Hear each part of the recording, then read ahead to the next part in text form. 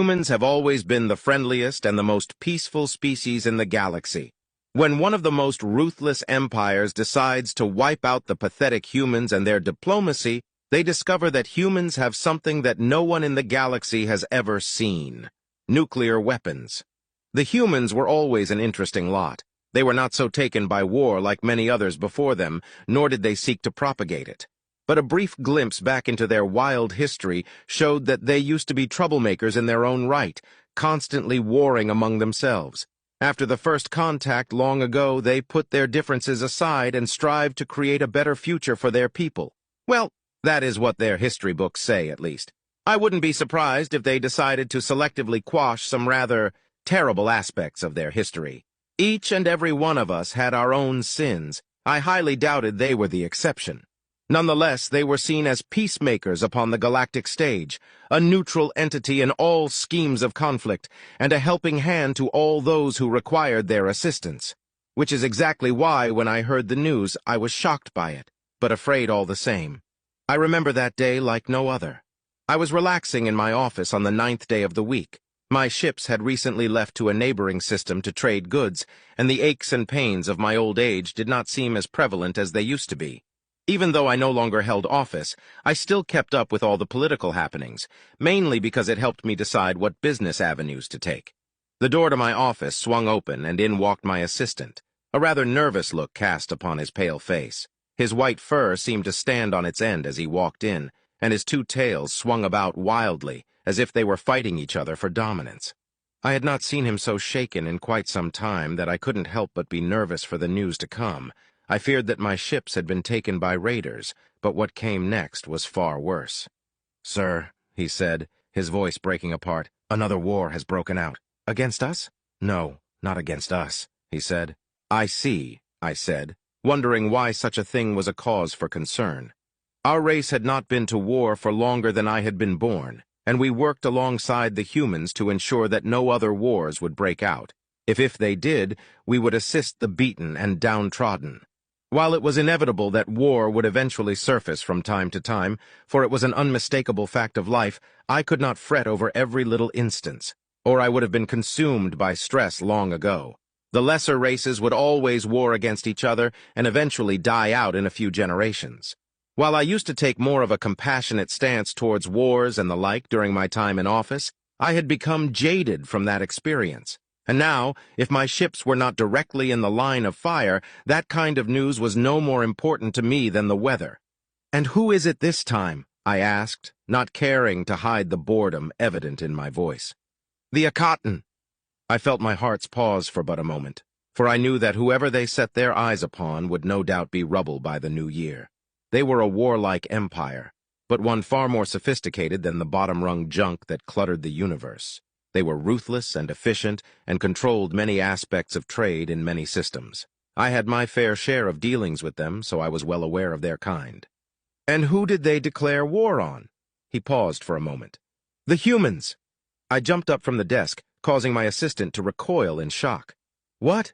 When?" "Just as of 20 minutes ago," he said as he shuffled back from me. "And you didn't tell me sooner?" I asked. "I could have sent a ship down to at least to rescue some of them. You let this sit for 20 minutes?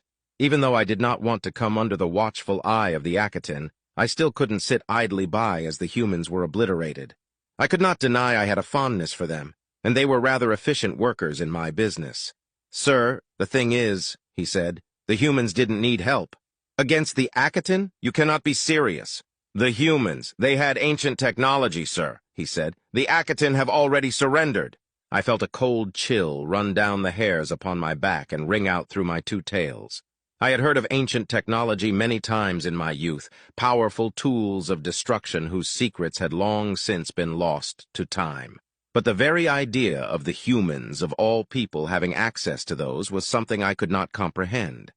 "All in the span of 20 minutes?" I said, my breathing ragged. "Just what did they do? What did they have?" "They obliterated the entire Akatan fleet mere minutes after war was declared," he said. "They have what I believe was called the Sun's Dawn." "You've got to be kidding." I slumped back down in my chair, my head spinning from the news. "And the Council? What is their response to this?" Even though I was no longer directly privy to the intimate meetings of the Council, I still managed to follow them very closely, through a circle of old connections. "There is a meeting in a few hours," he said. "I imagine it will concern the humans." I let out a feeble laugh.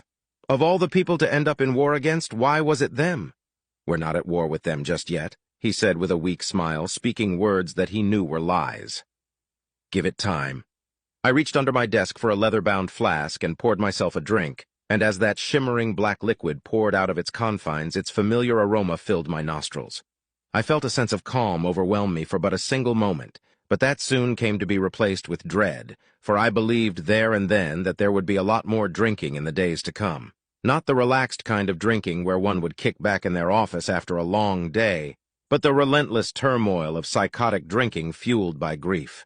As my kind were considered the closest allies to humans, we would be involved in the conflict to come in some way or another, and the thought of betraying them did not sit too well with me. There was a part of me which naively hoped that things would not escalate, that the conflict would be resolved without further bloodshed, but ancient technology was something the Council could not overlook, no matter who wielded it. "Should I send an order to recall your ships?" he asked, nervously jittering about on the spot. "No need," I said. "They should be well out of the danger zone should things escalate. The only question now is what to do next." "No, on second thought," I said, as my sluggish mind finally caught up with me. "Recall the fourth ship, the Whisk. If relations with the humans break down, it will be too dangerous for them in particular to be out in open space." I let out a weary sigh. It had already been a long day, and I knew for sure that rest would not come for me too easily. I knew that drinking too much of that aromatic brew would inevitably cause me to drift off to sleep, but I knew it would be a restless one, plagued by the worries at hand. I downed that drink in one fell swoop and put the bottle away, knowing that if I left it out I would lose myself in it. Unless things have changed, am I right in assuming that Echo still has a spot at the upcoming council meeting? "Yes," he said, "but she won't be necessary. Considering the nature of the event, they are choosing to publicly broadcast it." "Is that wise? The humans might not take too kindly to it." "The humans are invited," he said. "I don't believe they'd be there in person, but they will be there nonetheless." I couldn't help but let out a feeble laugh as I kicked back in my chair. The meeting to come would no doubt be a terrible one, which only served to fill me with immense dread. My assistant stared at me with wide eyes. "What are you going to do, sir?" "There's nothing I can do but sit back and wait for the worst to come."